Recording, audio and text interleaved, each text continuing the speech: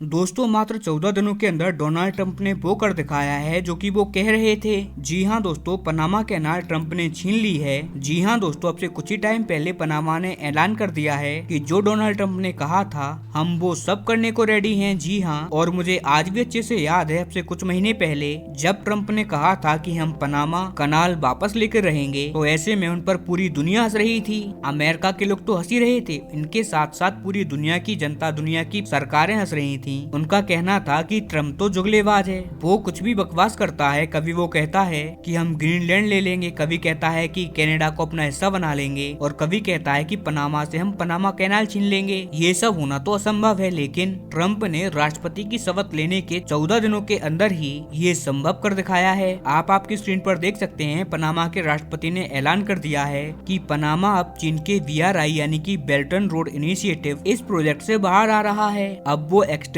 Sign नहीं करेगा, इसके बाद ऑटोमेटिकली पनामा बाहर आ जाएगा चाइना के इस BRI प्रोजेक्ट से। अगर आप BRI के बारे में नहीं जानते तो ये चाइना का देशों को फंसाने का एक ट्रैप है। लेकिन दोस्तों, उससे पहले अगर अभी तक आपने इस चैनल को सब्सक्राइब नहीं किया है तो आपसे विनम्र निवेदन है कि आप इस चैनल को सब्सक्राइब कर नोटिफिकेशन बेल को ऑन कर लीजिए और वीडियो को लाइक कर दीजिए। चलिए हम वीडियो में वापस आते हैं। इस BRI के तहत ये तमाम देशों को कर्ज देते हैं और इसके बाद उसी कर्ज से चाइना इस देश में एयरपोर्ट, बंदरगाह, ये सब चीजें बनाते हैं। और जब वो देश उस कर्जे की किस्तें नहीं चुका पाते तो ऐसे में जो प्रोजेक्ट बनाए गए हैं, जो बंदरगाह बनाए गए हैं, उन पर कब्जा कर लेता है चाइना और करीबन 100 सालों के लिए वो चाइना का हो जाता है। अब आपने पाकिस्तान के अंदर सीपैक प्रोजेक्ट का तो नाम सुना ही होगा। जो पाकिस्तान में सीपैक चल रहा है वो इस बेल्ट एंड रोड इनिशिएटिव का परफेक्ट एग्जाम्पल है। पाकिस्तान अभी खुश होकर इसे बना तो रहा है, पाकिस्तान में सड़कें बन रही है, ग्वादर बंदरगाह बन रहा है, नए नए एयरपोर्ट बन रहे हैं, लेकिन चीन की जो कर्ज की किस्तें हैं जब वो नहीं चुका पाएगा तो सारी की सारी ये चीजें 100 साल के लिए चाइना के अंडर हो जाएंगी और ऐसे में पाकिस्तान को एक चवन्नी भी नहीं मिलेगी। और ये जो एयरपोर्ट बन रहे हैं, रोड बन रही हैं, इन पर पाकिस्तान का आदमी एक साइकिल भी नहीं चला पाएगा। तो खैर, इसी BRI प्रोजेक्ट को पनामा ने भी ज्वाइन कर लिया था और इसी BRI के तहत बहुत सारा कर्जा लेकर चाइना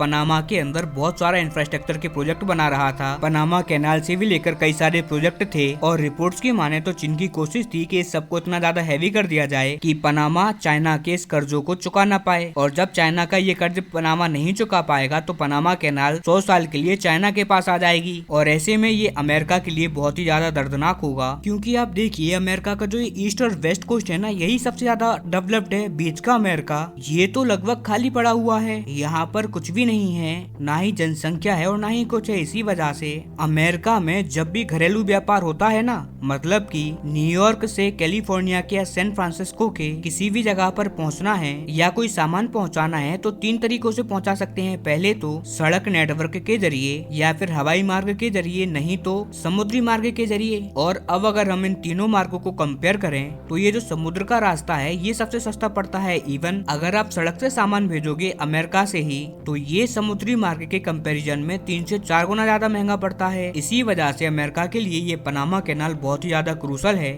और अमेरिका का जो घरेलू ट्रांसपोर्टेशन है वो इसी पनामा कैनाल के जरिए किया जाता है। एक तरीके से अमेरिका की लाइफलाइन है पनामा कैनाल, और ये चाइना के हाथों में जाता देख अमेरिका जरा भी खुश नहीं था। हालांकि बाइडेन टफ डिसीजन लेने वाले राष्ट्रपति नहीं थे, लेकिन ट्रंप ने आते ही पनामा के ऊपर हमला बोल दिया था, धावा बोल दिया था और इन्हें धमकाना स्टार्ट कर दिया था। और आज सुबह ही जो अमेरिका के नए विदेश मंत्री हैं यानी कि मार्को रूबियो, उन्होंने तो लिटरली धमकी दे दी थी कि अगर तुमने चाइना को साफ नहीं किया अपने देश से तो हम तुम्हारी ईंट से ईंट बजा कर रख देंगे। हालांकि शुरुआत में जो पनामा के राष्ट्रवादी लोग हैं या फिर जो पनामा के राष्ट्रपति हैं वो सभी लोग गुस्से में थे, ट्रंप को गालियां दे रहे थे, लेकिन अंत में इन्हें पता था कि इन्हें ट्रंप के सामने झुकना पड़ेगा, क्योंकि अगर ट्रंप ने लठ चला दिया तो ऐसे में इनका पूरा देश साफ हो जाएगा। इसीलिए बेहतर है कि हम ट्रंप की बात मान जाएं और इसी के लिए इन्होंने अब से कुछ ही घंटों पहले ये साफ कह दिया है कि हम चाइना की BRI प्रोजेक्ट से बाहर निकल रहे हैं और चीन का अपने देश में जो इन्फ्लुएंस है उसे भी कम कर देंगे, जो हमारी चाइना के ऊपर डिपेंडेंस है हम उसे भी कम कर देंगे। और साथ ही ये भी कह दिया कि हम अमेरिका से मदद लेंगे,